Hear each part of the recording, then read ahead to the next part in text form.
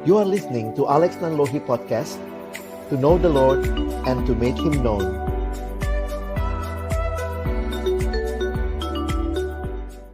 Mari teman-teman sekalian, sebelum kita membaca merenungkan firman Tuhan, kita berdoa. Bapa di dalam surga, kami datang dalam ucapan syukur untuk kesempatan yang Tuhan berikan kami menikmati pesta rohani yang Tuhan berikan bagi kami selama 2 hari ini. Kami sangat menyadari bahwa sungguh Tuhan, di tengah-tengah kondisi yang mungkin begitu sulit buat sebagian besar orang, tetapi Tuhan masih berkenan memberikan kesempatan untuk kami sama-sama menikmati, belajar kebenaran firman-Mu, meresponi setiap kebenaran, dan juga boleh sama-sama merindukan agar hidup kami semakin hari semakin indah, seperti pujian yang kami naikkan. Kami kembali memohon anugerah-Mu ketika kami akan membuka firman-Mu, ya Tuhan. Bukalah juga hati kami. Jadikanlah hati kami seperti tanah yang baik, supaya ketika benih firman Tuhan ditaburkan, itu boleh sungguh-sungguh berakar, bertumbuh, dan juga berbuah nyata di dalam kehidupan kami. Berkati baik hamba-Mu yang menyampaikan, setiap kami yang mendengar. Tuhan, tolonglah kami semua, agar kami bukan hanya menjadi pendengar-pendengar firman yang setia, tapi mampukan dengan kuasa pertolongan dari Roh-Mu yang kudus, kami dimampukan menjadi pelaku-pelaku firman-Mu di dalam kehidupan kami. Bersabdalah ya Tuhan, kami anak-anak-Mu sedia mendengarnya dalam satu nama yang kudus, nama yang berkuasa, nama Tuhan kami Yesus Kristus. Kami menyerahkan pemberitaan firman-Mu. Amin. Shalom teman-teman sekalian. Selamat sore. Senang sekali hari ini boleh sharing firman Tuhan dengan teman-teman sekalian. Ada pepatah mengatakan tak kenal maka tak sayang, ya. Tapi sudah kenal sih belum tentu disayang. Saya kenalan dulu. Saya Alex Nanlohi. Saat ini saya ada di Jakarta. Saya melayani bersama dengan pelayanan siswa dan mahasiswa di Jakarta dengan pelayanan perkantas. Saya alumni dari Universitas Indonesia, Fakultas Ilmu Sosial Ilmu Politik, jurusan Ilmu Komunikasi, program studi hubungan masyarakat, ya. Kalau mau tahu lebih jauh silakan lihat nomor kontak di bawah ini, ya. Oke, dan saya selesai studi beberapa puluh tahun yang lalu Tuhan memberikan beban bagi saya untuk melayani secara penuh waktu di dalam pelayanan mahasiswa dan siswa. Jadi kemudian sejak tahun 98 saya bergabung dengan pelayanan full time. Dan saya studi lanjut teologi. Saya ambil studi bidang misiologi. Saya studi selama kurang lebih 1,5 tahun di Inggris untuk bidang ini. Dan saya kembali ke Indonesia dan kembali melayani di tengah-tengah pelayanan kaum intelektual, siswa, mahasiswa, dan juga alumni, ya. Terima kasih buat kesempatan boleh kenal dengan teman-teman sekalian walaupun hanya melihat sekilas yang ada di Zoom meeting ini. Jadi kita berzumpa ya hari ini sama-sama di tengah-tengah kesempatan yang indah yang Tuhan berikan. Tema kita hari ini adalah Living Integrity. Dan ini jadi bagian yang saya ingin kita pelajari sama-sama hari ini dari beberapa bagian firman Tuhan, ya.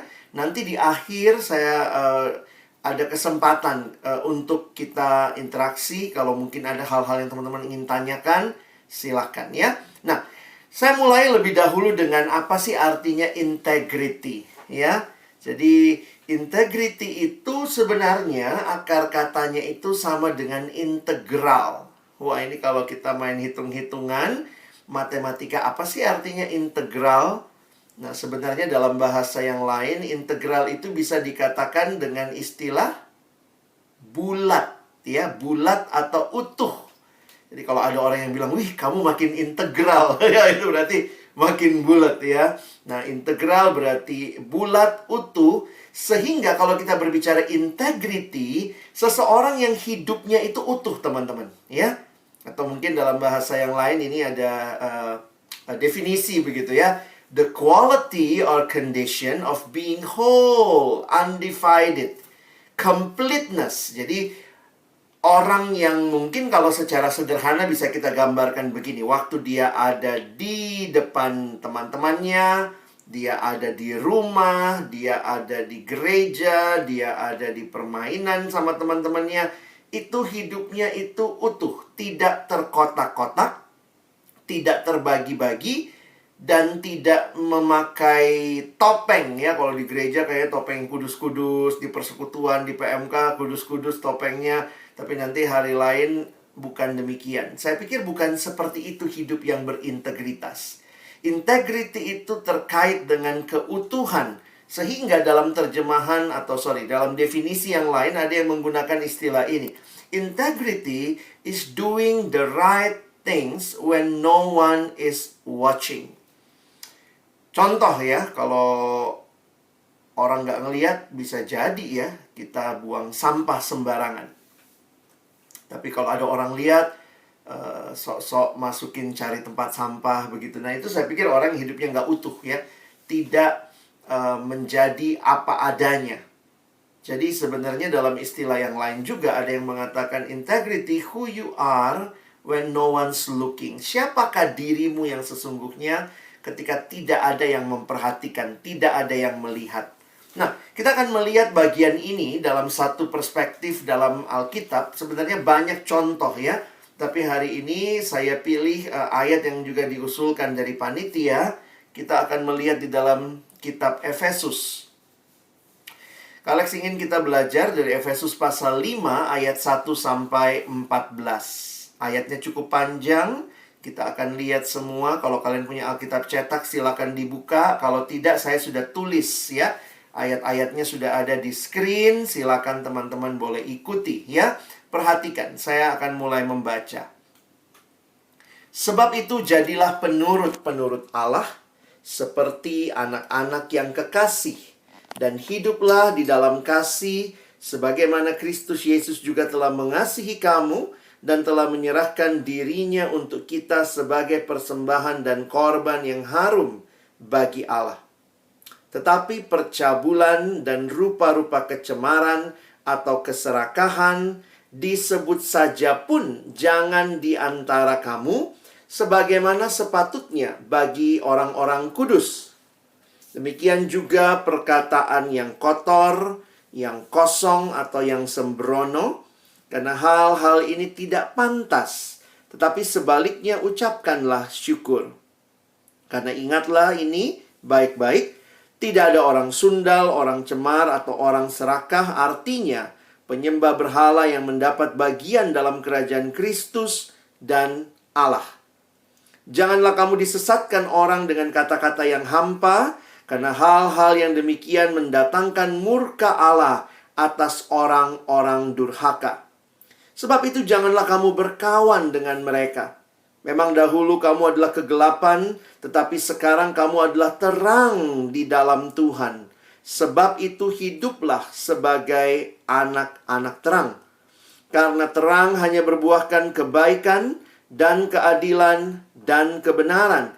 Dan ujilah apa yang berkenan kepada Tuhan.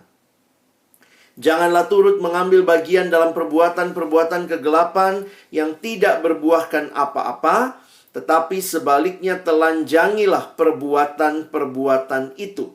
Sebab menyebutkan saja pun apa yang dibuat oleh mereka di tempat-tempat yang tersembunyi telah memalukan. Tetapi segala sesuatu yang sudah ditelanjangi oleh terang itu menjadi nampak. Sebab semua yang nampak adalah terang. Itulah sebabnya dikatakan, bangunlah hai kamu yang tidur, dan bangkitlah dari antara orang mati, dan Kristus akan bercahaya atas kamu. Nah, sedemikian jauh pembacaan firman Tuhan. Berbahagialah kita yang bukan hanya membacanya, tetapi juga merenungkannya, melakukannya, dan bahkan membagikannya. Nah, teman-teman yang dikasihi Tuhan, kehidupan orang percaya adalah kehidupan yang ditandai dengan kehadiran Kristus. Saya pikir itu yang sangat membedakan. Apa sih bedanya kita yang percaya dengan mereka yang tidak percaya adalah kehadiran Kristus dalam kehidupan kita. Kalau teman-teman melihat bagaimana kehadiran Kristus dalam sejarah, saya pikir itu sangat spektakuler juga ya. Bayangkan, dari kehadirannya lah orang mulai menghitung tahun misalnya. Sehingga kita mengenal ada yang namanya sebelum Masehi atau BC, before Christ, dan sesudah Masehi atau dipakai istilah AD. Itu dalam bahasa Latin Anno Domini. Yang mulai dihitung Anno Domini artinya tahun. Kata Anno dari kata Anno jadi annual, tahunan. Anno Domini. Domini artinya Tuhan. Jadi tahun Tuhan kita. Bayangkan kehadiran Yesus di dalam sejarah dunia membelah sejarah menjadi sebelum dan sesudah. Dan bagi saya menarik, kehadirannya bukan hanya membelah dua sejarah kehidupan, tetapi kehadiran Kristus di hati setiap kita yang membuka hati terima Dia sebagai satu-satunya Tuhan dan Juru Selamat. Maka kita pun punya dua bagian hidup. Ada yang namanya hidup yang lama di dalam dosa, dan kita juga masuk dalam hidup yang baru di dalam Kristus. Jadi kalau teman-teman memperhatikan kitab Efesus secara khusus jelas sekali memberikan gambaran tentang hal ini. Nanti kalian perhatikan Efesus pasal 2, bagaimana manusia didamaikan dengan Allah, dan kemudian dampaknya itu digambarkan di Efesus pasal 4, dan juga Efesus pasal 5 yang baru kita baca. Jadi menarik sekali bahwa setiap orang yang sudah terima Yesus, mereka ada di dalam kehidupan yang baru. Dan hidup yang baru bukanlah hidup yang berkubang di dalam dosa. Saya pikir kita mengerti hal ini di mana juga di dalam Alkitab seringkali kita mendengarkan bagaimana kehidupan itu harus berpadanan dengan kondisi yang dialami. Sebelum Yesus melayani, maka Yohanes Pembaptis mendahului pelayanan Yesus. Dan Yohanes Pembaptis memberitakan, bertobatlah, kerajaan sorga sudah dekat. Jadi berita yang dibawa Yohanes Pembaptis adalah berita yang spektakuler. Sebenarnya dalam bahasa sederhana adalah mulailah hidup yang baru. Jangan lagi hidup di dalam dosa. Karena itu kalau teman-teman nanti memperhatikan di dalam Matius pasal yang ketiga, ketika itu perhatikan ya. Tetapi waktu ia di situ artinya Yohanes Pembaptis ya, karena Yesus baru kemudian melayani. Tetapi waktu Yohanes Pembaptis melihat orang Farisi dan orang Saduki datang untuk dibaptis, berkatalah ia kepada mereka, "Hai kamu keturunan ular beludak, siapakah yang mengatakan kepada kamu bahwa kamu dapat melarikan diri dari murka yang akan datang?" Jadi gambaran yang diberikan adalah kalau kamu nggak bertobat, maka akan ada hukuman. Tapi perhatikan ayat 8, ada seruan yang Yohanes Pembaptis sampaikan. Jadi, hasilkanlah buah yang sesuai dengan pertobatan. Jadi teman-teman, di sini kita melihat betapa pentingnya ya, hidup yang telah ditebus itu menjadi hidup yang dijalani sesuai dengan pertobatan itu. Dan saya pikir itu adalah sebuah perjalanan seumur hidup. Karena selama kita di dalam dunia ini belum ada dari kita yang sempurna. Tetapi kita sedang bergerak terus, makin hari makin serupa Kristus, menjadi semakin sempurna. Nah, hari ini kita akan melihat kenapa kita bicara integritas. Saya pikir ini satu hal yang penting. Bagaimana memiliki hidup yang tidak terbagi-bagi, hidup yang utuh, hidup yang di dalamnya nyata betul bahwa kita adalah orang-orang yang sudah kenal Tuhan, sudah bertobat, sudah punya hidup yang baru. Nah, menarik waktu memperhatikan kitab Efesus pasal yang kelima, Abang senang dengan pendekatan Rasul Paulus ya di dalam bagian ini. Rasul Paulus mengkaitkan hidup kita, anak-anak Tuhan, dengan Tuhan. Nah, itu kira-kira penting ya. Hidup kita itu terkait dengan Allah.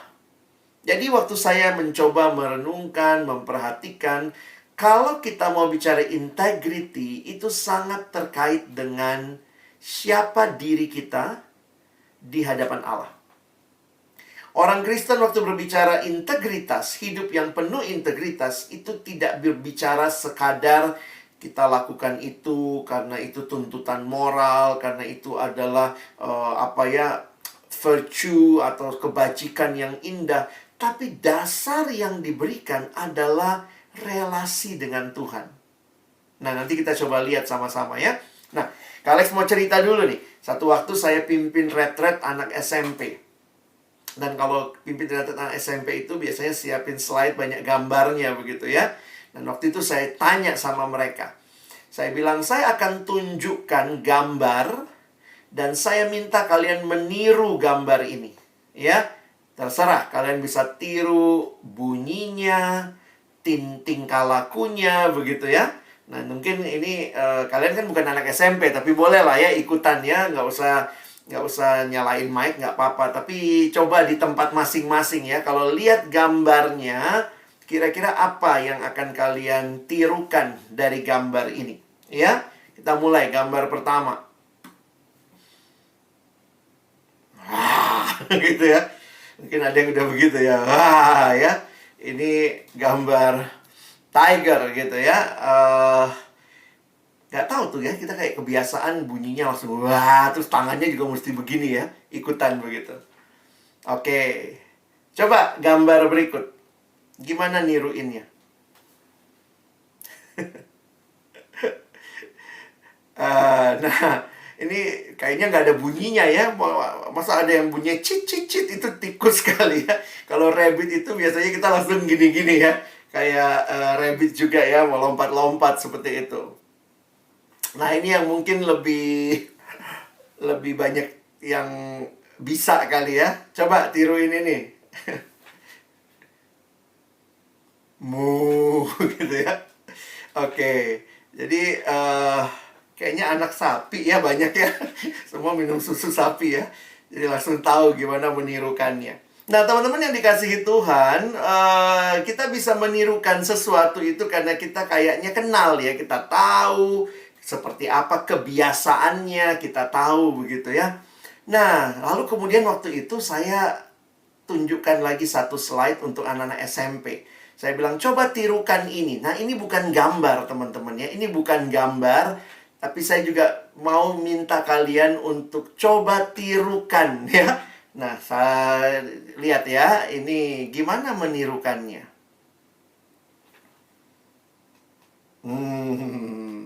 Pada bingung ya. Waktu saya keluarkan slide ini, tiba-tiba ada satu anak, dia berdiri lalu dia bilang, wah, begitu ya. Dia mau menunjukkan kayaknya besar, begitu ya. Gimana rasanya menirukan Allah ya? Apa sebenarnya yang dikatakan dengan meniru Allah? Kita bisa niru sapi, kita bisa niru rabbit, kita bisa niru tiger. Tapi waktu dikatakan meniru Allah, apa yang muncul di benak kita? Menarik sekali bacaan yang tadi teman-teman dan saya baca di dalam ayat yang pertama. Kalau kalian perhatikan, istilah yang digunakan adalah penurut-penurut Allah. Di dalam terjemahan lain itu juga dipakai istilah peniru Allah. Karena kalau kita pakai istilah penurut, mungkin kamu bingung, apaan sih penurut ya? Tapi perhatikan lagi ayat pertama tadi yang kita baca. Ini sedang berbicara bahwa Paulus meminta jemaat untuk, saya bacakan ayat 1 ya. Sebab itu, nah ini kalau ada kata sebab itu naik ke atasnya ya. Sebab apa? Lihat judul perikop sebelumnya. Judul perikop sebelumnya jelas, manusia baru. Jadi seolah-olah Paulus lagi mau bicara begini. Sebab itu, sebab kamu sudah jadi manusia baru, jadilah penurut-penurut Allah. Peniru-peniru Allah. Wah, ini teman-teman satu hal yang saya pikir luar biasa ya. Sebenarnya ini bukan hal yang baru. Kalau kalian membaca perjanjian lama pun, ketika kita diciptakan oleh Allah, dikatakan kita dicipta segambar dan serupa dengan Allah. Jadi sebenarnya itu satu hal yang sudah seharusnya. Memang ketika manusia jatuh dalam dosa, manusia tidak mencerminkan Allah. Roma pasal 3 mengatakan manusia kehilangan kemuliaan Allah. Maka ketika Yesus menebus, kita dikembalikan untuk menyatakan Allah melalui hidup kita. Dan itu Paulus berani bicara kepada jemaat, ayo sekarang kamu tiru Allah. Dalam bahasa Inggris, nanti kalau lihat Alkitab terjemahan bahasa Inggris dipakai istilah imitators of God, imitasi Allah. Teman-teman, apa sih istilah imitasi? Kalau kalian dengar istilah imitasi, langsung bayangannya apa? Palsu. Itu orang Indonesia ya, karena suka pakai barang KW ya. Tapi sebenarnya dalam bahasa Inggris, arti positifnya imitasi itu apa? Imitasi itu berarti mirip seperti aslinya. Jadi kita memang kayak kebiasaannya begitu imitasi palsu gitu ya. Tapi Alkitab menggunakan istilah kamu adalah imitasi-imitasinya Allah. Kamu peniru-peniru Allah, penurut-penurut Allah. Kamu mirip dengan Allah. Harusnya demikian hidup kita. Dalam terjemahan bahasa Indonesia masa kini digunakan istilah ini nih. Jadi diberikan lebih mudah ya untuk dipahami. Jadi apa artinya penurut Allah? Berarti kamu menuruti teladan Allah. Nah ini yang muncul kalau kalian lihat versi BIMK, Bahasa Indonesia Masa Kini. Alex harap kita serius ya dengan kitab suci kita ya. Dibaca, digali begitu ya. Ini baru ayat 1 nih ya, kita lihat.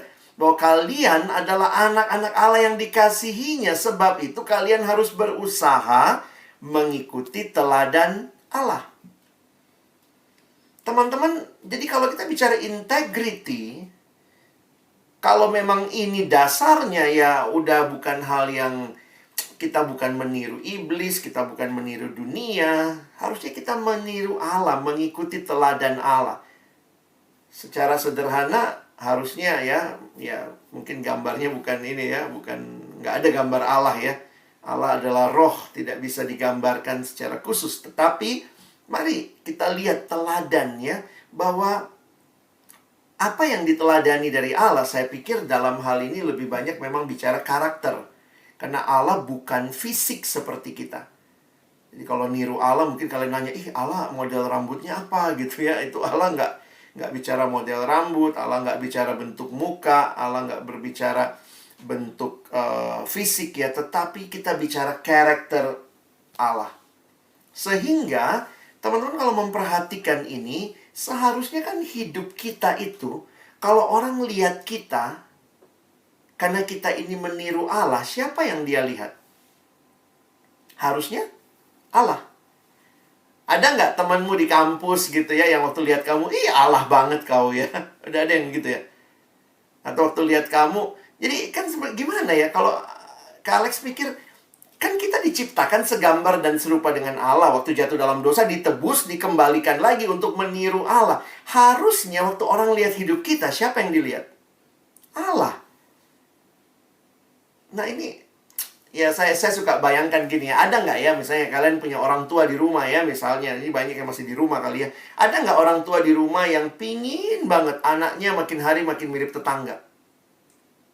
Oh, nak, papa bangga kali nak lihat mukamu ya makin mirip om di seberang jalan. Oh, makin mirip tante yang tadi lewat. Orang tua yang normal ingin anaknya mirip dia. Nah, kalau kita itu diciptakan untuk meniru Allah, maka harusnya kan kita mirip Allah gitu ya. Tapi pertanyaannya, ya memang pertanyaannya kita mirip siapa gitu ya. Kadang-kadang kita nyanyi ya, aku anak raja, kamu anak raja, kita semua anak siapa? Kok nggak mirip begitu ya? Harusnya itu mirip seperti Allah. Waktu orang lihat hidup kita, orang bilang ini Allah.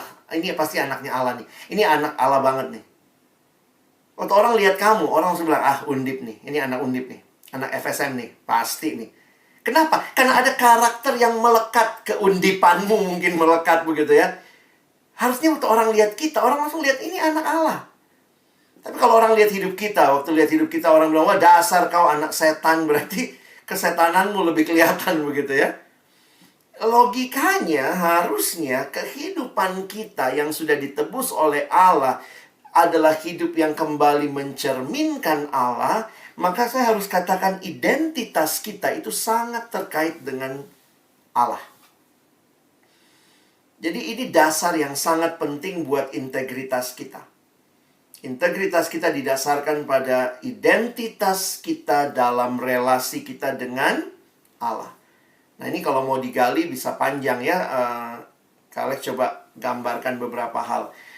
Kenapa kita perlu mengimitasikan Allah? Saya pikir menarik juga ya. Bahwa Allah tetap menghadirkan teman-teman dan saya di tengah-tengah dunia yang sudah jatuh dalam dosa. Kita diberikan kuasa, kita diberikan penebusan sehingga kita bisa membaharui semua relasi yang hancur. Tapi kan ini belum the perfect world. Kita masih menanti Allah akan datang kali yang kedua. Jadi saya akhirnya melihat begini ya. Coba belajar cara pandangnya begini. Lihatlah Allah, lihat identitasmu, dan lihat dunia di mana kita hidup. Waktu kamu bisa connect hal itu, saya pikir kamu akan bisa makin memahami kehadiranmu. Kenapa kamu harus berintegritas? Kenapa kamu harus berbeda? Nah, saya pikir ingat, Allah, diri kita, dan konteks di mana kita ada. Nah, ada 3 hal secara khusus yang Kak Alex ingin kita pelajari. Ya, ini jelas di ayat-ayatnya ya. Pertama, kalau kita lihat di ayat 2 tadi, ya, dinyatakan bahwa Allah adalah kasih. Coba lihat lagi ayat 2-nya ya. Kalau saya bacakan buat kita. Dan hiduplah di dalam kasih. Dan lihat, ini ada teladan. Sebagaimana Kristus Yesus juga telah mengasihi kamu dan menyerahkan dirinya untuk kita sebagai persembahan dan korban yang harum bagi Allah. Jelas banget dinyatakan bahwa Allah adalah kasih. Lalu bagaimana kita? Nah, kira-kira gampang ya, sederhananya begini. Hidup sebagai anak-anak yang saling mengasihi. Nggak mudah teman-teman. Kadang-kadang kita pikir, gampang ini gitu ya. Tapi ternyata nggak mudah. Kenapa? Emangnya dunia di mana kita hidup itu sedang seperti apa? Saya lihat jelas sekali Tuhan menghadirkan kita di dalam dunia yang tanpa kasih. Alkitab mengatakan kalimat Yesus bahwa kasih banyak orang akan semakin dingin, semakin redup. Dan perhatikan di tengah-tengah situasi seperti ini, hiduplah di dalam kasih dan lihat standarnya. Sebagaimana Kristus Yesus juga telah mengasihi kamu dan menyerahkan dirinya untuk kita sebagai persembahan dan korban yang harum bagi Allah. Teman-teman, kalau kita benar-benar mengalami karya Kristus, harusnya juga kita mengalami hidup yang dibaharui, sehingga kita yang dulunya mungkin sulit mengasihi, kita akan belajar mengasihi seperti Kristus telah mengasihi kita. Teman-teman, banyak pergumulan kehidupan di dalam masa muda juga ya. Salah satunya adalah kehidupan atau pergumulan mengasihi. Saya banyak ketemu anak-anak mahasiswa yang punya kepahitan dengan orang tua, atau mungkin punya kepahitan sama mantan, begitu ya. Yang susah sekali move on, pernah disakitin dalam sekali misalnya. Dan kadang saya pikir gitu ya, jangan bicara integritas hanya kaitannya sama nggak nyontek, ya rajin untuk melakukan studi yang baik. Saya pikir integritas juga ditantang integritas kita termasuk di dalam hal kasih. Sudahkah kita mengasihi? Saya pikir pandemi ini juga memang jadi tantangan untuk mengasihi ya. Nggak mudah, karena semua orang lagi susah begitu ya. Nah, di saat kita bicara kasih, sebenarnya ada yang bilang gini ya, bahasa Indonesia tuh paling gampang menjelaskan kasih. Apa itu kasih? Misalnya kalau saya punya barang, kasih, ya kasih. Ya. Love is giving. Kita sebentar lagi merayakan Natal ya, kasih Allah yang besar. Apa itu kasih? Kasih yang ngasih, kasih. Love is giving, love is not taking. If love is taking, that is not love. That is rampoking, saudara. Itu ngerampok namanya. Kasih itu memberi. Kasih itu memberi.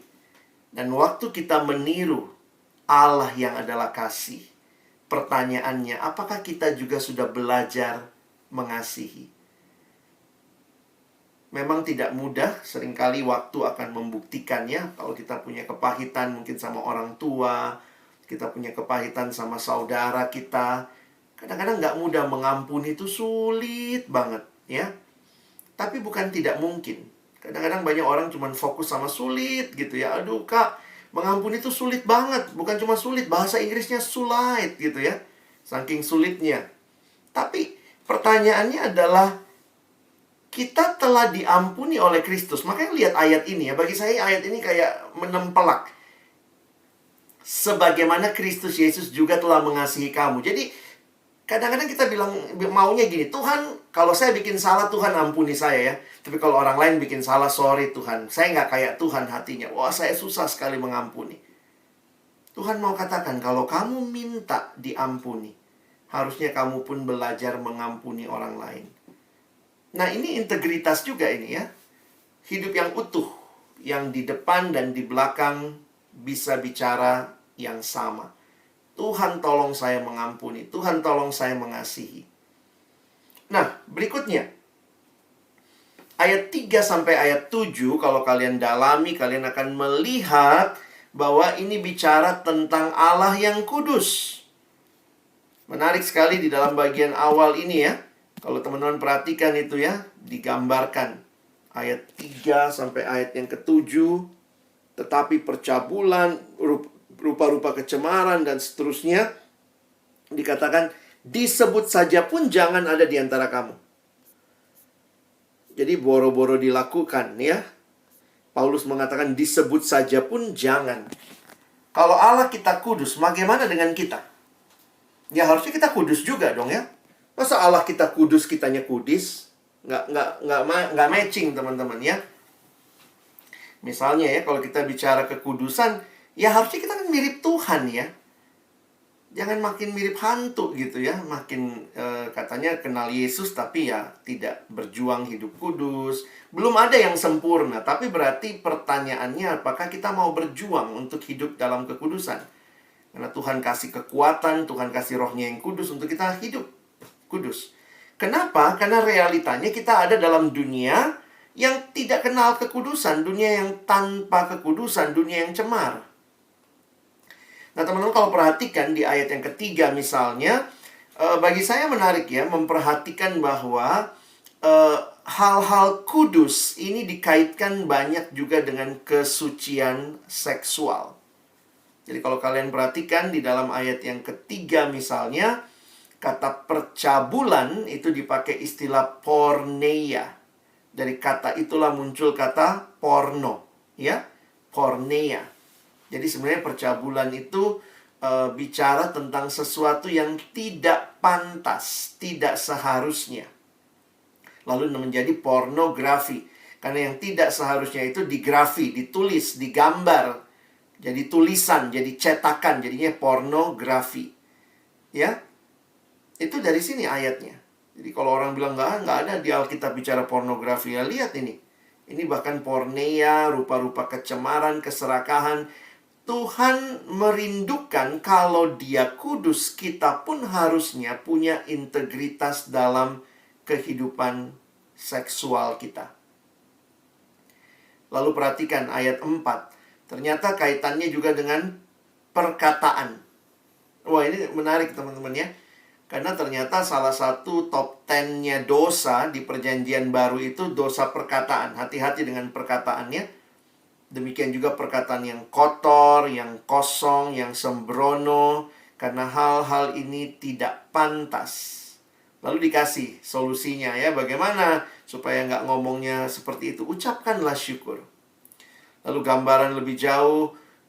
Tidak ada orang sundal, orang cemar, orang serakah, atau penyembah berhala yang mendapat bagian dalam kerajaan Kristus. Dan ayat yang ketujuh langsung bicara jelas. Sebab itu janganlah kamu berkawan dengan mereka. Jadi Tuhan mengetahui ya, masalahnya seringkali juga ada di persahabatan.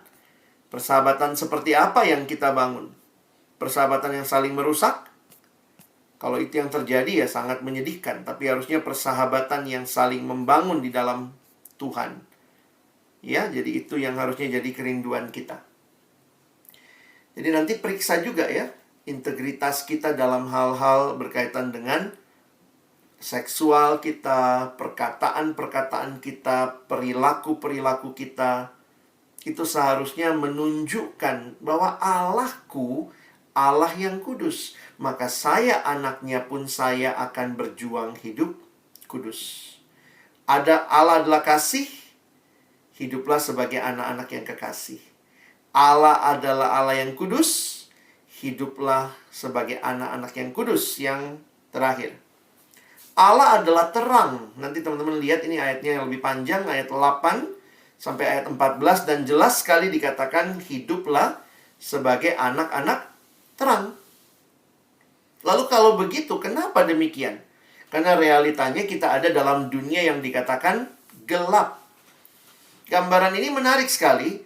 Tuhan berikan menjadi gambaran yang mengkontraskan.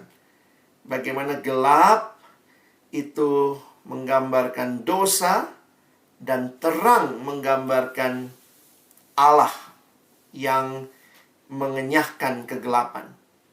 Ayat 8. Memang dahulu kamu adalah kegelapan. Lihat cara Paulus menggambarkan kamu dulu kegelapan. Tetapi sekarang kamu adalah terang di dalam Tuhan. Sebab itu hiduplah sebagai anak-anak terang. Nah, kalau hidup sebagai anak terang ini, perhatikan tadi ya. Kalau Yohanes Pembaptis berkata, lakukanlah buah yang sesuai dengan pertobatan. Lihat cara Paulus menggunakan istilah ini. Karena terang hanya berbuahkan ya. Mereka sama-sama pakai kata buah dalam arti menghasilkan. Apa yang dihasilkan dari terang? Kebaikan, keadilan, kebenaran. Jadi kadang-kadang nggak usah ditanya lah ya, nyontek boleh nggak? Langsung kan udah tidak memenuhi standar keadilan, kebenaran, kebaikan.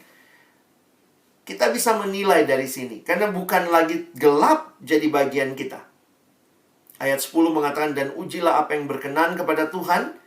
Ayat 11, jangan turut mengambil bagian dalam perbuatan-perbuatan kegelapan yang tidak berbuahkan apa-apa. Lihat, kalau tadi terang berbuahkan kebaikan, keadilan, kebenaran, kegelapan tidak berbuahkan apa-apa. Sebaliknya, telanjangilah perbuatan-perbuatan itu. Ya. Dan perhatikan ayat lebih lanjut. Sebab menyebutkan saja pun. Selalu dikatakan begini ya. Boro-boro ikutan. Nyebut aja jangan. Menyebutkan saja pun apa yang dibuat oleh mereka di tempat-tempat yang tersembunyi telah memalukan. Tetapi segala sesuatu yang sudah ditelanjangi oleh terang itu menjadi nampak. Sebab semua yang nampak adalah terang. Itu sifat terang, teman-teman. Nanti saya coba jelaskan ya setelah kita lihat ayat yang terakhir ini. Itulah sebabnya dikatakan, bangunlah. Jadi ini kutipannya yang diambil. Bangunlah, hai kamu yang tidur, dan bangkitlah dari antara orang mati, dan Kristus akan bercahaya atas kamu. Paulus melihat ada permulaan yang baru dalam hidup orang yang mengalami Kristus. Maka dia tidak lagi tertidur di dalam kegelapan, tapi dia akan bangkit, dan dia akan bercahaya. Karena cahaya Kristus bercahaya atas kamu ya. Kristus yang sudah bangkit bercahaya atas kamu. Teman-teman, coba lihat ya bagaimana gambaran kontrasnya luar biasa ini. Mungkin kalau kita bicara ya, teman-teman kan orang-orang yang ngerti lah ya, terang dan gelap. Sebenarnya kalau ditanya begini, apa lawannya terang? Biasanya kita jawabnya gelap. Apa lawannya gelap? Terang. Jadi kita biasanya bilang itu berlawanan ya. Tapi kalau kalian belajar fisika kan terang sama gelap kan nggak berlawanan ya. Coba pikir baik-baik. Dalam bahasa Indonesia, oke lah, berlawanan ya. Nanti kalau ujian bahasa Indonesia tetap lah ya. Tapi kalau kalian lihat esensinya, terang sama gelap itu nggak berlawanan. Karena kalau berlawanan itu berarti gini. Berlawanan itu berarti sama kuat. Abang kasih contoh gini ya. Kalau misalnya ada senter terang untuk menerangi kegelapan. Kalau sama kuat, harusnya ada juga dong senter gelap untuk menggelapi keterangan. Itu namanya sama kuat. Tapi terang sama gelap tidak sama kuat. Saya kasih contoh. Nah, ini cerita ya. Saya kasih sebuah cerita. Teman-teman coba nangkep dari cerita ini esensi perbedaan terang dan gelap. Ini cerita tentang gua. Gua ya, bukan gue. Goa ya. Ini cerita tentang goa. Jadi tersebutlah ada sebuah gua yang tinggal di dasar bumi yang gelap dan dingin. Satu waktu gua ini mendapat undangan dari matahari yang tinggal di permukaan bumi. Matahari kirim undangan sama gua. Nggak usah tanya gimana cara ngirimnya bang. Bukan itu ceritanya ya. Jadi matahari kirim undangan sama gua. Dan kemudian gua terima undangan itu. Dan matahari bilang gini, gua naiklah ke permukaan bumi. Aku akan tunjukkan kepadamu semua keindahan. Dan memang si gua ini belum pernah melihat permukaan bumi. Jadi gua ini memenuhi undangan temannya, matahari. Dia naik ke permukaan bumi dan kemudian wah, dia ditunjukkan oleh matahari semua keindahan. Dan akhirnya sore hari gua minta diri dan pulang kembali ke rumahnya di dasar bumi yang gelap dan dingin. Merasa berhutang budi, akhirnya gua mengirimkan undangan balasan kepada matahari. Gua kirim undangan, matahari gitu ya, mampirlah ke tempatku. Jadi kemudian dikirimlah undangan. Dan memang menarik sekali karena matahari ternyata penasaran. Matahari belum pernah lihat kegelapan. Wah, hari yang disepakati tiba. Gua sudah siap-siap dan akhirnya matahari datang. Wah, datanglah ke rumahnya gua di dasar bumi yang gelap dan dingin. Ketika sampai di rumahnya gua, matahari diajak keliling sama gua. 5 menit, matahari masih tahan. 7 menit keliling-keliling, matahari masih tahan. Ketika udah 10 menit, matahari kemudian bilang, gua berhenti dong. Capek nih, muter-muter mulu dari tadi. Kau janji kan sama saya? Kau janji untuk tunjukin kegelapan. Kita udah muter-muter 10 menit. Mana kegelapan itu? Did you get my point? Teman-teman bisa paham ya? Kenapa tidak ada kegelapan? Karena ketika ada matahari, ketika ada terang, gelap itu pergi. Iya ya? Jadi gelap sama terang itu nggak berlawanan, bukan tahan-tahanan teman-teman. Gelap sama terang itu bukan satu-satu gitu ya. Enggak. Bukan kosong-kosong. Tapi gelap sama terang itu 1-0 gitu ya. Menang terang gitu. Atau jangankan 1, bahkan 1000 kosong kali ya. Makanya ingat ya, Tuhan menggambarkan dirinya sebagai terang. Iblis gelap. Jangan pikir Tuhan sama iblis itu sama kuat. No, teologiamu nggak benar berarti ya. Tuhan sama iblis itu bukan satu sama. Tuhan jauh lebih kuat, dia sudah kalahkan si iblis. Jadi penghayatan ini digambarkan bahwa sebenarnya apa itu gelap? Kalau lihat dari sini kita bisa bikin definisi. Gelap itu adalah ketiadaan terang. Makanya menarik sekali lihat gambaran yang dipakai tadi. Telanjangilah ketika terang itu datang, maka itu akan menelanjangi kegelapan. Jujur teman-teman, kalau kamu punya integritas, pasti orang-orang di sekitarmu yang masih hidup dalam kegelapan itu akan merasa malu, ditelanjangi. Kamu kumpul tugas on time, gitu ya. Kamu tidak nyontek. mungkin yang lain akan ngomong, ngapain sih lu sok banget nggak nyontek. Tapi paling tidak, dari prinsip ini, dalam hati yang gelap pasti akan berasa, ih, sok kudus banget. Walaupun dia ngomong begitu, sebenarnya sedang ditelanjangi ketidakkudusannya dia. Jadi sebenarnya kalau integritas kita bangun, maka memang ada orang-orang yang akan nggak suka dengan kita ya. Kalau lihat gambaran ini. Janganlah turut mengambil bagian dalam perbuatan kegelapan yang tidak berbuahkan apa-apa. Tetapi sebaliknya, telanjangi perbuatan itu. Kenapa? Karena realitanya ketika ada terang, gelap itu pergi. Jadi teman-teman, waktu saya merenungkan akan bagian ini, sebenarnya kita nggak diminta jadi orang aneh kok. Tuhan nggak minta kita jadi orang aneh di dunia ini. Tuhan sedang minta kita jadi seperti yang Dia rancangkan buat kita. Tuhan merancangkan kita dari awal mirip seperti Dia kok. Kalau Dia kudus, saya juga kudus. Kalau Dia kasih, saya juga kasih. Kalau Dia benar begitu ya, ya itu kalau Dia terang, saya juga terang. Harusnya begitu.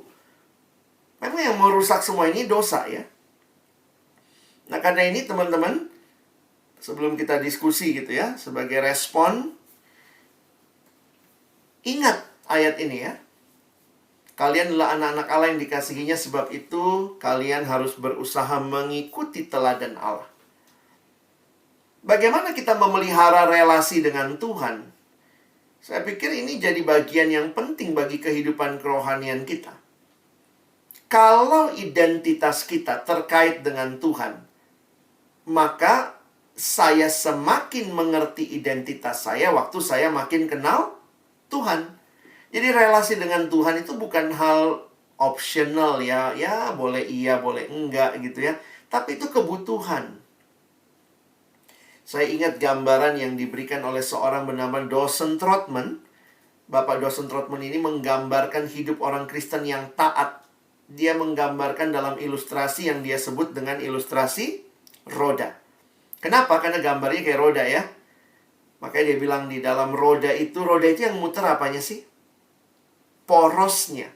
Maka dia katakan di pusat hidup harus ada Kristus. Tapi sesudah ada Kristus di pusat hidup, ada dua jari-jari yang terhubung satu sama lain. Jari-jari yang pertama, jari-jari yang vertikal, hubungan dengan Tuhan.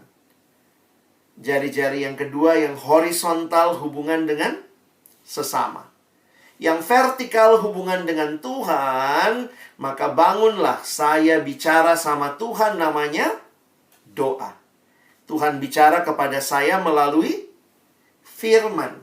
Makanya di sekolah minggu kita udah tahu ya bagaimana bertumbuh adik-adik. Baca kitab suci, doa tiap hari kalau mau tumbuh.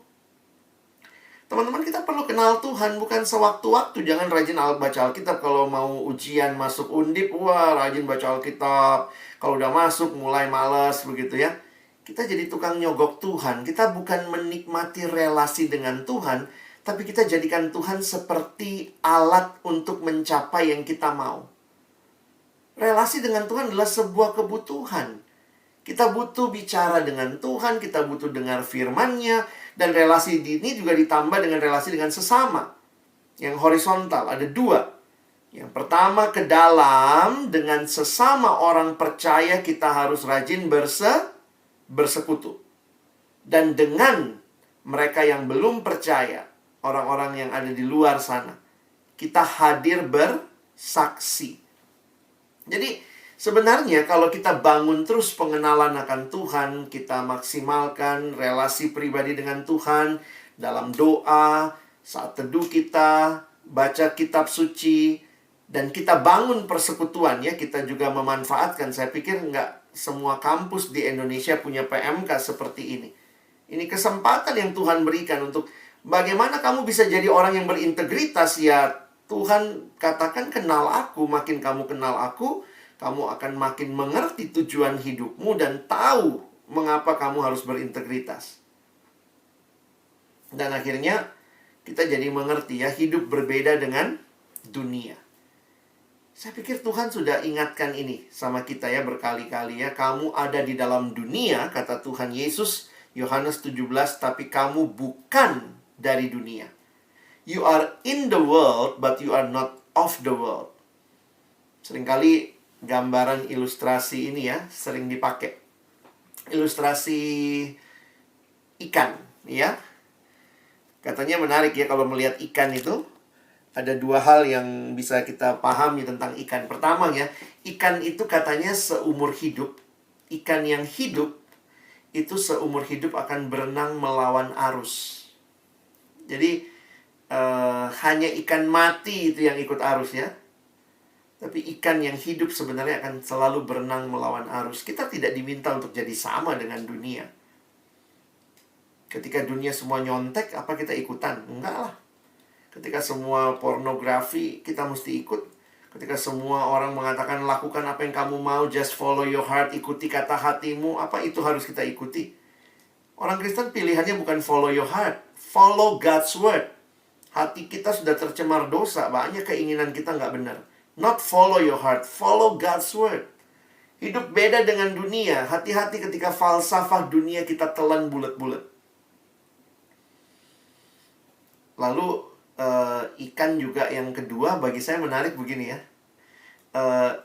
Walaupun ikan itu hidupnya di air asin, ikan di laut ya maksudnya, hidupnya di air asin, tapi dagingnya tetap tawar. Itu menarik ya.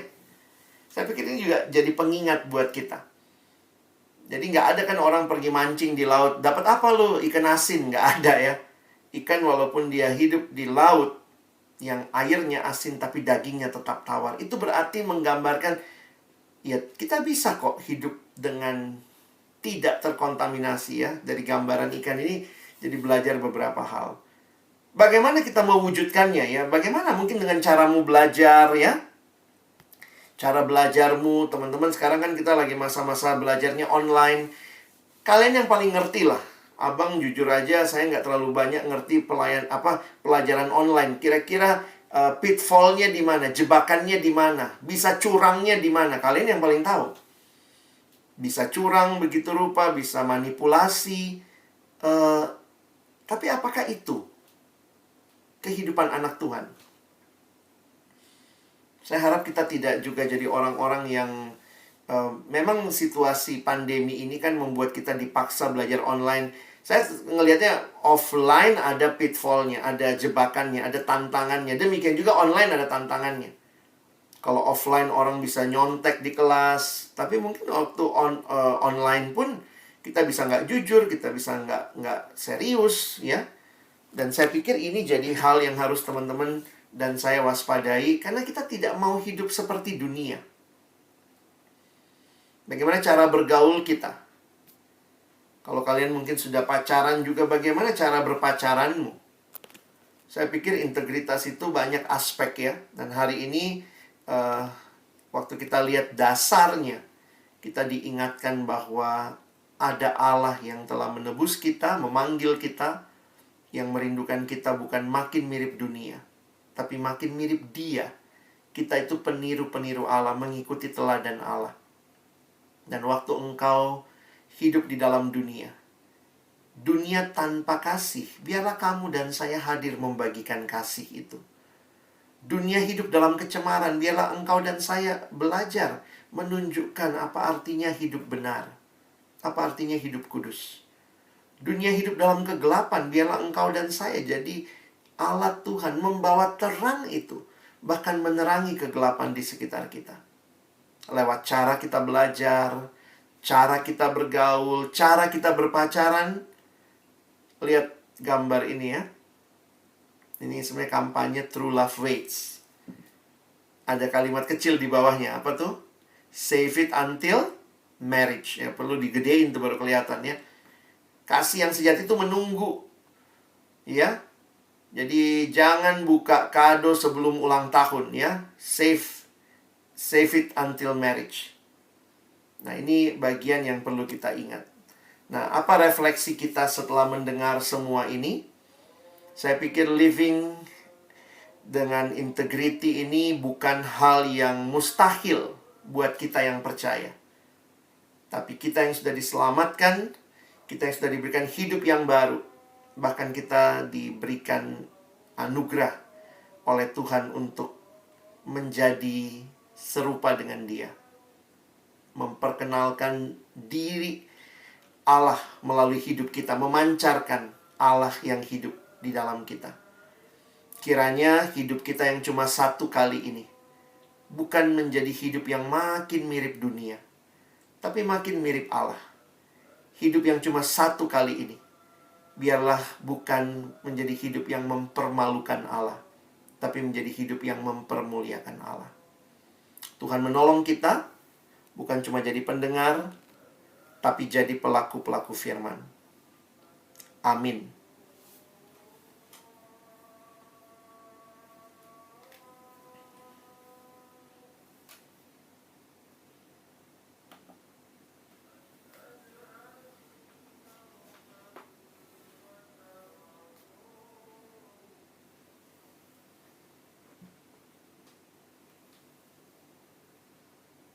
Sebelumnya perkenalan dulu, nama saya Yogi Sagala dari jurusan matematika. Ingin menanyakan mengenai kan salah satu yang dibahas ini kan mengenai integritas gitu ya, salah satu pokok bahasanya integritas.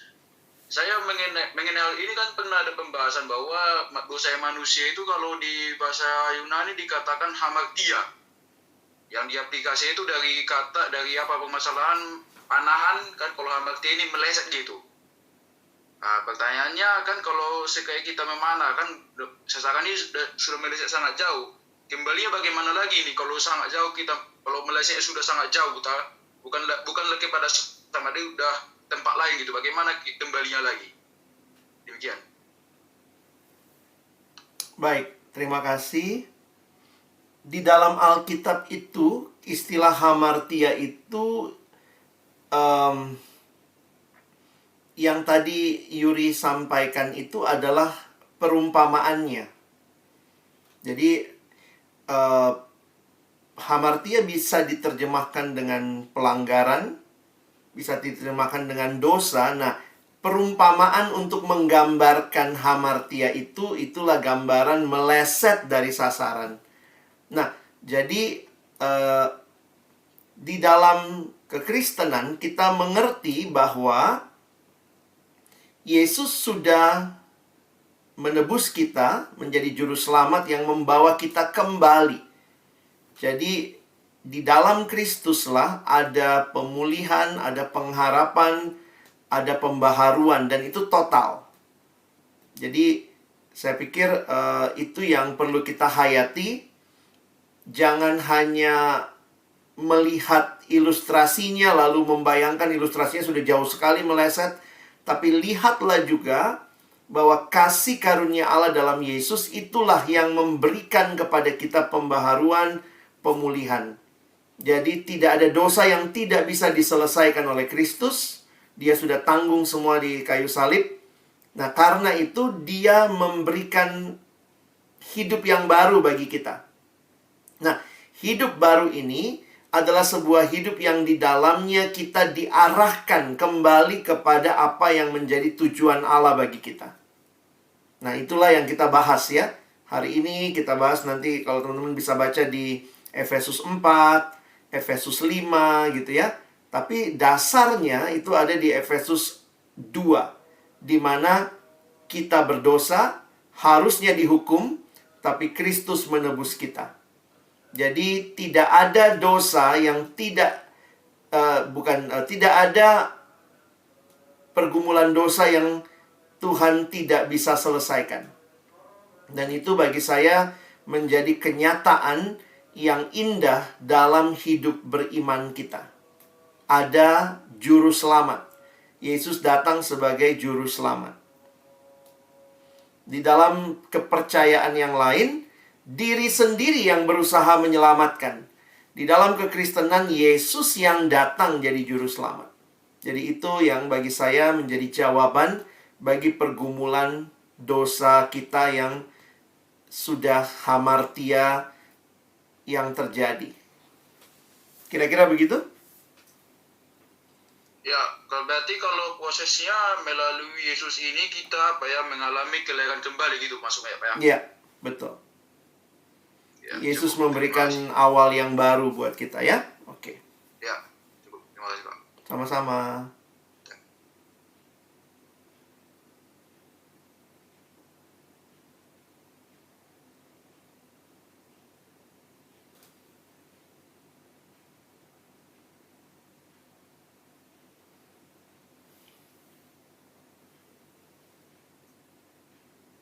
Ada yang bertanya ya Kak dari bentar baca dari Teresia Seventina. Shalom Kak Alex, saya Teresia dari Matematika 2020.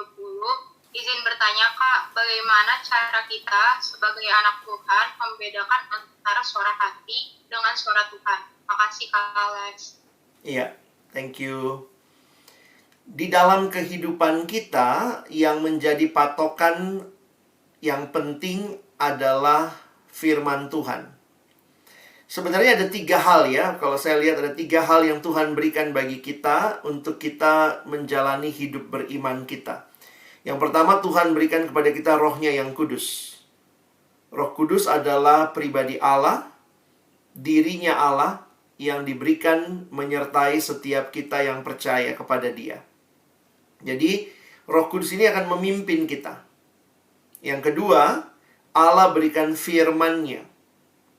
Firman-Nya untuk menjadi pelita bagi kaki kita, terang bagi jalan kita. Dan yang ketiga, Tuhan berikan komunitas orang percaya. Komunitas orang percaya menjadi tempat di mana kita bertumbuh. Kita dibangun di dalam Tuhan. Nah, bagaimana membedakan ini suara hati atau suara Tuhan? Saya pikir kita perlu punya relasi yang indah dengan Tuhan dan memaksimalkan 3 hal ini. Apakah ini pimpinan Roh Kudus? Apakah ini sesuai dengan firman?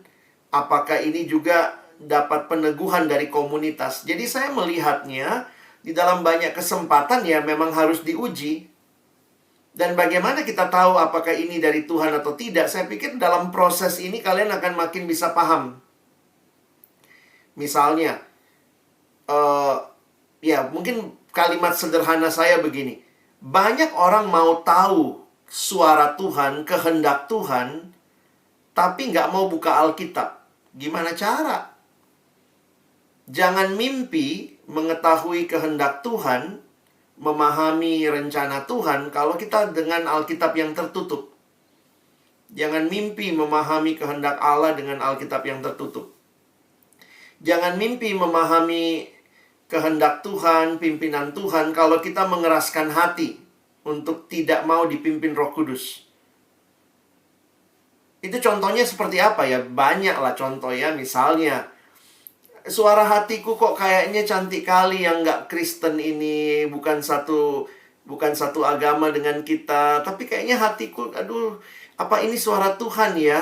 Itu udah jelas kalau kita lihat tidak sesuai dengan firman Tuhan, tidak sesuai dengan kebenaran, nggak usah ditanya lagi lah. Kira-kira seperti itu ya. Jadi kadang-kadang saya melihat ada hal-hal yang sudah jelas. Ini Tuhan mau atau Tuhan nggak mau. Ya kalau hal-hal yang sudah jelas ya nggak usah digumulkan ya. Dan nggak usah lagi nanya ini suara siapa ini ya. Kok kayaknya suara Tuhan nggak, jangan, tapi kayaknya suara hatiku kayaknya kuat untuk jadian sama dia gitu. Nanti aku bawa dia sama Tuhan. Oh, nggak ada seperti itu. Jangan pernah pacaran supaya bawa orang kepada Tuhan. Itu bukan caranya. Dia datang dulu sama Tuhan, sesudah itu kalau sama-sama dalam Tuhan baru jalin relasi. Jadi jangan main-main dengan hal-hal yang kadang-kadang saya pikir ada hal-hal yang udah jelas kok. Nggak usah lagi nanya ini suara Tuhan atau bukan, tapi udah jelas. Firman Tuhan bilang nggak boleh, jangan. Nah, itu yang harus kita pahami ya.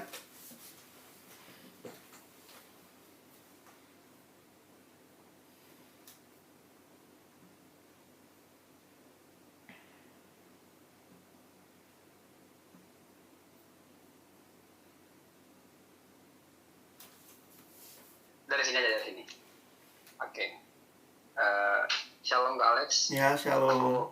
Aku Firdaus Lumantarwan dari FSM angkatan 2018.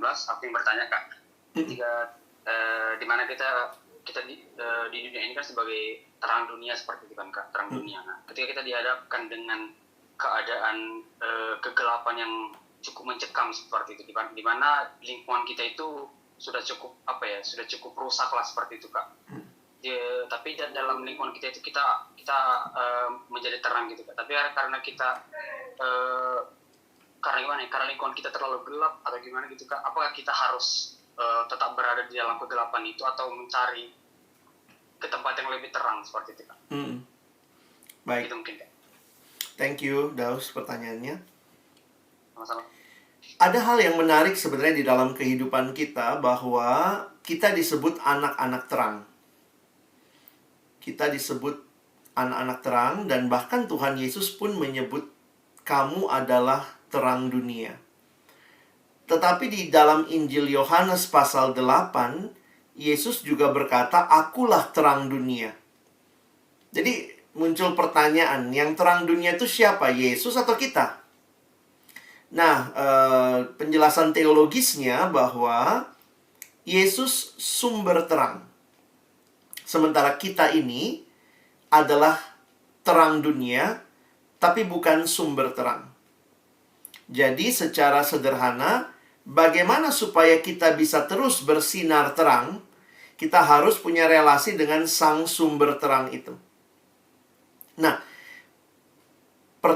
jadi mungkin menjawab pertanyaan Daus ini, saya harus ingatkan pertama, terus bangun relasimu dengan Tuhan, karena kamu bukan sumber terang. Kita mungkin meredup ya, kenyataan tekanan-tekanan yang ada. Kadang-kadang kita mungkin takut, kita takut mengalami dikucilkan atau apa, kita jadi ikut dengan orang lain untuk menjadi, mungkin bukan menjadi gelap ya, tapi meredup terangnya. Nah, dalam kaitan inilah saya pikir kita butuh 3 hal tadi ya. Ingat selalu ada Roh Kudus. Kita butuh firman. Firman itu dikatakan pelita bagi kaki kita, terang bagi jalan kita. Itu membuktikan bahwa dunia di mana kita jalan ini gelap.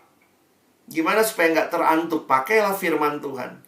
Dan yang ketiga, kita butuh komunitas.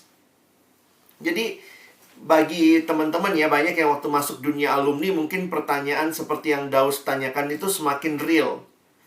Satu kantor, nggak ada orang yang sama-sama percaya misalnya. Lalu kemudian gaya hidupnya teman-teman mungkin gaya hidup yang nggak memuliakan Tuhan. Banyak alumni yang bertanya, lalu saya mesti gimana Kak? Nah, saya harus ingatkan, jangan jadikan kerohanian sebagai nostalgia. Kadang-kadang banyak kalau orang jadi alumni itu kerohanian jadi nostalgia. Dulu saya waktu di PMK, saya rajin sekali dulu. Orang belum datang, saya udah datang di ruangan beresin bangku. Orang udah pulang, saya baru pulang. Sesudah itu beresin segala macam. Wah, pokoknya saya dulu rajin banget. Tapi itu dulu. Jadi pertanyaannya juga nanti kalau teman-teman mungkin masuk ke dunia yang lebih real, pelihara persekutuan dengan Tuhan dan dengan sesama. Secara pribadi, waktu-waktu pribadimu dengan Tuhan itu kekuatanmu. Dan juga waktu kamu punya KTB misalnya, kamu punya persekutuan alumni yang membakar semangat kita untuk terus hidup dalam Tuhan. Jadi jangan salahkan dunia. Habis semua temanku gelap nih, semua temanku gelap. Pertanyaannya, yang terang dunia kan kamu ya. Jadi bagaimana kamu membangun dirimu supaya terangmu bercahaya, walaupun mungkin kecil ya, tapi itu bisa bercahaya dan menjadi berkat bagi orang di sekitarnya. Saya ingat kalimat dari John Stott waktu dia membahas khotbah di bukit tentang garam dan terang. Dia berikan kalimat yang menarik bagi saya jadi perenungannya. Dia bilang begini, kira-kira bahasanya saya paraphrase ya. Kalau daging busuk, jangan salahkan daging, tapi tanyakan di mana garamnya. Kalau dunia busuk, jangan salahkan dunia, tanyakan di mana garam dunia. Kalau rumah gelap, jangan salahkan rumah, tapi tanyakan di mana lampunya. Kalau dunia gelap, jangan salahkan dunia, tanyakan di mana terang dunia. Hal ini memberikan refleksi buat saya, berarti kalau garam, sebagai garam dunia, keasinan kita berkurang, sebagai terang dunia, nyala kita meredup, maka kita bukannya menghambat kebusukan, kita bukan menghambat kegelapan, tapi justru kita mempercepat kebusukan dan mempercepat kegelapan. Jadi, poinnya adalah kegelapan itu real. Ada di sekitar kita, tapi jangan lupa Tuhan jadikan engkau dan saya terang. Supaya ketika kita berelasi dengan Tuhan, kita dikuatkan dalam komunitas, kita bisa hadir di sana. Karena itu waktu jadi alumni jangan cuma sibuk kerja. Pikirkan, ada KTB enggak? Ada pelayanan atau tidak? Ada saat teduh tiap hari masih jalan atau tidak? Itu jangan jadiin nostalgia. Dulu saya rajin, tapi sehingga kamu akan rasa kegelapan itu makin sulit ketika kamu juga sudah tidak punya tidak berkobar-kobar di dalam terang yang harusnya kamu pelihara. Saya pikir itu. Oke, baik Kak. Makasih Kak. Sama-sama.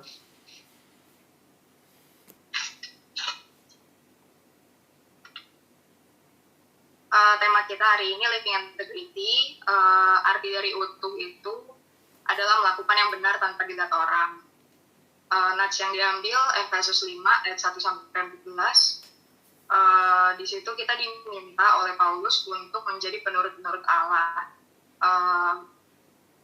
yaitu imitators of God. Kita itu imitasinya Allah, jadi kita harus mirip dengan Allah. Lalu ada 3 kunci dari keutuhan. Kita harus lihat Allah, lihat identitas, lihat di mana kita hidup. Dari nats di atas ada 3 poin, yaitu Allah adalah kasih, maka kita harus hidup mengasihi. Yang kedua, Allah adalah kudus, maka kita harus hidup sebagai anak-anak yang kudus. Dan yang ketiga adalah Allah adalah terang, maka kita harus hidup sebagai anak-anak terang. Bukan hal yang mustahil bagi kita yang percaya, karena kita udah hidup baru, maka Tuhan akan memberikan anugerah agar kita bisa serupa dengan Dia. Ada 3 hal yang dikasih sama Tuhan untuk menjalani hidup yang penuh dengan keutuhan. Yang pertama ada Roh Kudus, yaitu pribadi Allah. 2, firman, yaitu pelita, terang bagi jalan hidup kita. Yang ketiga ada komunitas orang percaya, tempat di mana kita bertumbuh. 3 hal di atas adalah cara untuk membedakan mana suara hati kita dan mana suara Tuhan. Yesus sudah menembus kita dan sudah memulihkan kita dengan penuh pengharapan. Maka itu yang perlu kita hayati agar kita bisa menjadi hidup utuh bersatu dengan Allah. Dan tidak ada dosa yang tidak bisa diselesaikan oleh Kristus.